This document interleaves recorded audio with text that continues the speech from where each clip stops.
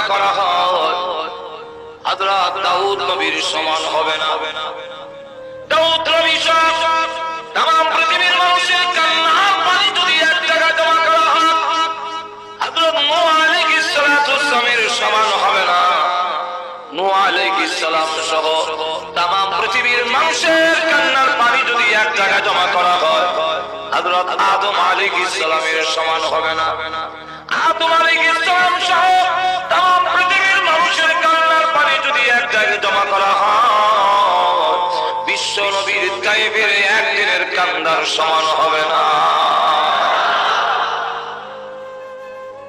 আল্লাহ রাব্বুল আলামিন তখন মুসলমানদেরকে সান্ত্বনা দেওয়ার যে শুধুই আজকে এই নির্যাতন আজকে তোমাদের উপরই নয়, অতীতেও যারা ঈমান এনেছে তাদের উপরে নির্যাতনের স্টিম বুলাট চালায় দাও। নবীদেরকেও কষ্ট দেওয়া হয়েছে, কোন নবীকে করাত দিয়ে পাঁচ কান দিয়ে দ্বিখণ্ডিত করা, কোন নবীকে লোহার চিরুনি দিয়ে কুষ্ঠগুলো টেনে খসে ফেলে দেওয়া। এটা আজকে নতুন নয়, এটা পুরাতন ইতিহাস। কিন্তু পুরুষও আছে, নারীও আছে। ইসলামের প্রাথমিক যুগে শুধু পুরুষের প্রতি নির্যাতন করেছে এরকম নয়, নারীদের প্রতিও নির্যাতন এসেছে। আর এমন নারীরা পৃথিবী থেকে বিদায় হয়েছে, নারীত্ব সম্মান সব উৎসর্গ করেছে, কিন্তু ঈমান ছাড়া হয় না। শাহাদাতের কথা একজন মহিলার নাম আজকে নতুন নয়, এটা পুরাতন ইতিহাস। তাফসীরে মাযহারি আল্লামা সানাউল্লাহ মানিউদ্দিন রাহমাতুল্লাহ আলাইহি লিখেন যে ফেরাউনের ঘরের ভিতর দ্বীনের চর্চা চলছে, সেই খবর ফেরাউনের। স্বামীর নাম হলো হিজরি, আর স্ত্রীর নাম হাদিসে উল্লেখ করা হয়েছে মাশাতা। অথচ ফেরাউন 100 বছর পর্যন্ত ধর্মীয় কোন শিক্ষা চলতে দেয়। যারা ছিল আলেম ওলামা, ধর্মীয় চর্চা করবে, তাদেরকে হত্যা করা হয়। কিন্তু তার ঘরের ভিতরে এই স্বামী ধর্মীয় শিক্ষা চালু রেখেছে। তাদের দুইটা সন্তান, তাই 100 বছর পর্যন্ত ভিতরে ঈমান মুখে রেখে দিয়েছেন প্রকাশ করে। কিন্তু হঠাৎ করে একটি মাসে তার জবান থেকে বের হয়ে এসেছে, আল্লাহ তোমাকে যারা আল্লাহ শরীক মানে না তারা ধ্বংস হোক। ফেরাউনের মেয়ে জিজ্ঞাসা করে, তোমাকে যারা আল্লাহ শরীক মানবে না তারা ধ্বংস হোক, এই কথাটা কাকে বলছো? আমার আব্বার কথা বলছো না? আমার আব্বাকে যারা মানবে না তারা ধ্বংস হোক। ওই মা সাথে জবাব দেয় না, বরং তোমার আব্বা আমার সকলের আল্লাহ এক, তিনি অদ্বিতীয়, তার কোন শরীক নেই।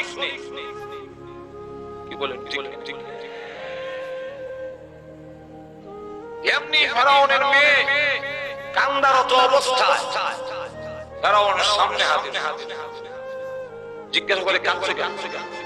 ও কাদার কারণ হইল আমার চুল যিনি আশ্রয় দেন সেই মাসেটা বলে আপনারা আমাদের সকলের আল্লাহ নাকি আরেকজন আছে, তিনাকে যারা আল্লাহ শরীক মানবে না তাকে ধ্বংস হওয়ার জন্য তিনি অভিশাপ। ফেরাউন তখন ওই মহিলাকে গ্রেফতার করে তার সামনে এনে সে জিজ্ঞাসা করে, আমি ছাড়া কি তোমাদের আরো কোন খোদা আছে? বলে হ্যাঁ। ঈমান এমন এক জিনিস পৃথিবীর কোন শক্তির কাছে ঈমানদার মাথা নত করতে পারে না। তখন সে সুস্পষ্ট করে বলে দিল, আমাদের সকলের আল্লাহ হলেন আসমান আর জমিন, তিনি সৃষ্টি করেছেন তিন। যেই মাত্র কথা বলেছেন আপনি বসে পড়ো, এটার ফককে কিন্তু আমি না। এরপরে বিশৃঙ্খলা হবে, এই কারণে নিষেধ করলাম। আপনার সৃষ্টি করাও ভালো আর না হয় এটার ফককে আমি কথা বুঝছেন? লক্ষ্য করুন যে এই অবস্থা, কারণ এটা করার মাধ্যমে আমাদের কোনো লাভ নাই, ওনাদের লাভ। ওনাদের লাভ হইল ওনারা পয়সা পাবে। আমার আর প্রচারের দরকার নাই। দেশে বিদেশে আমি সারা বছরে প্রতিদিন 4টা 5টা 6টা করে কোনদিন খালি নাই সারা বছরে। সুতরাং আমার আর প্রচারের দরকার নেই। যাই হোক, সামনের দিকে আসুন। এখন এই পরিস্থিতিতে সে ডাক দিয়ে বলে যে আমাদের সকলে আল্লাহ এক, তিনি আসমান আর জমিন সৃষ্টি করেছেন, তিনি হলেন আমাদের আল্লাহ। কারণ বলে আমি কি খোদা নই? না, কেমন না? মহিলা জবাব দেয় খোদা হওয়ার মতো কোয়ালিটি সিফত তোমার মধ্যে নেই। কেমন নেই? তুমি যদি খোদা হতে তাহলে তোমার নাকের সেন্টার ঠিক করে বানালে না কেন? এত বম্বাস্টিক মার্কা এক নাক কেন? যে নিজের নাকটাকে সাইজ করে বানাইতে পারে না, সে অন্যের মাবুদ হতে পারে না। বলো হত্যা করা না না। তুমি জানো না মুসলমান মৃত্যুর জন্য অপেক্ষায় থাকে। সুতরাং যার জন্য আমি অপেক্ষায় আছি, তার ভয় দেখে আমাকে আটকানো যাবে না। তখন তার সামনে তার দুটা মেয়ে, একটা হলো বড় আর একটা দুধের বাচ্চা। বলা হলো এই দুই বাচ্চাকে হত্যা করা না করতে পারো। ইমানের জন্য সব দিতে পারি, কিন্তু ইমান দিতে পারি। প্রথম মেয়েটিকে যখন জবে করার জন্য সাল্লাহকে হুকুম দেওয়া হলো, আর বড় পাতিলার মধ্যে তেল গরম করা হচ্ছে, সেখানে ছেড়ে দেওয়া হলো। মেয়েটিকে যখন জবাই করে গরম তেলের মধ্যে ছেড়ে দেওয়া হয়, মেয়ে ডাক দিয়ে বলে মা অস্থির হয়ে না,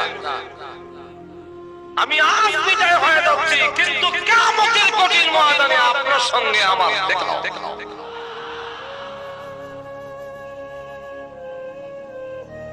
তখন মহিলাকে বলল দুধের বাচ্চাটাকে জবাই করা হবে, এখনো সময়। ওই মহিলা শুধু আমাদের দুই বাচ্চা কেন, আল্লাহর কসম করে বলে तमाम পৃথিবীর মানুষগুলো এক একটা করে যদি জবাই করো, আল্লাহর কসম একটি মুহূর্তের জন্য ঈমান ছাড়ব না। দুধের বাচ্চাকে জবাই করার জন্য নির্দেশ দাও। জবাই করে গরম তেলের মধ্যে ছেড়ে দাও। মা চটপট আরম্ভ করে দিয়েছে যে আমার দুধের বাচ্চাকে জবাই করো। এমনি আল্লাহ দুধের বাচ্চার জবান বাচ্চাও ডাক দিয়ে বলে, হাদিস শরীফের মধ্যে আসছে ইয়া উম্মা ইসবিরি ফাইন্নাকা আলাল হক। হে আম্মা জান, সবর করেন, ধৈর্য ধরেন, আপনি হকের উপরে আছেন, ছাড়বেন না ঈমান ইসলাম। আজ বিদায় হয়ে যাচ্ছি, এতে কিছু আসে যায় না। কিয়ামতের কঠিন ময়দানে আপনার সঙ্গে আমাদের দেখা। মহিলাকেও যখন জবাই করার জন্য নির্দেশ দেওয়া হবে, তখন এই মহিলা একটা শর্ত রাখলো। শর্তটা হলো আমি এখন পৃথিবীর থেকে বিদায় হয়ে যাব, আমাকেও জবাই করা হবে। শর্ত হলো আমাকে জবাই করার পরে গরম তেলের মধ্যে ছেড়ে দেওয়া হবে। এইভাবে আমার দুইটা মেয়েকে ছেড়ে দেওয়া হয়েছে। গোশতগুলো হাড় থেকে আলাদা হয়ে গেছে। আমার শরীর থেকে গোশতগুলো যখন আলাদা হয়ে যাবে, আমার দুই সন্তানের হাড় আর আমার হাড্ডিগুলো এক জায়গায় দাফন করবে।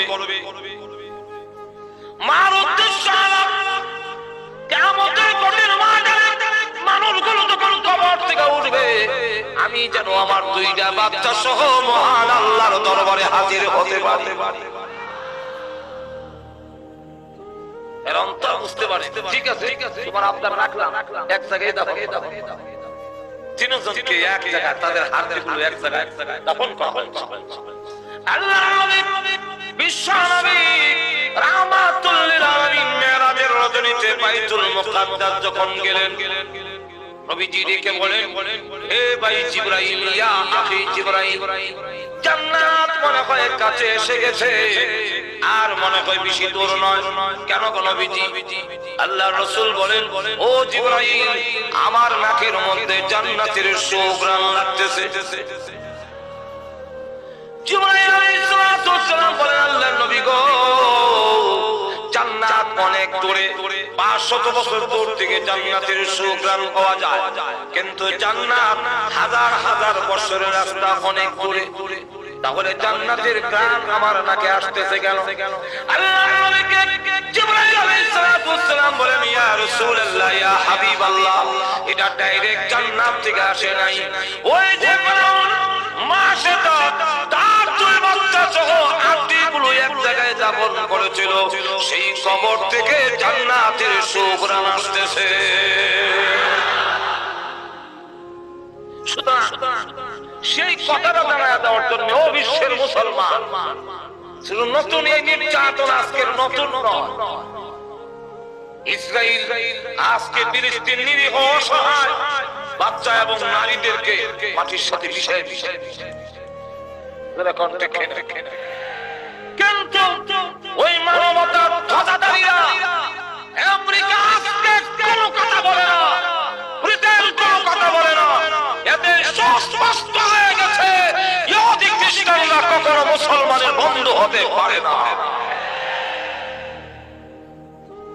কিন্তু ইসরায়েলে একটা বোমা ফুটেলে চিৎকার শুরু করে।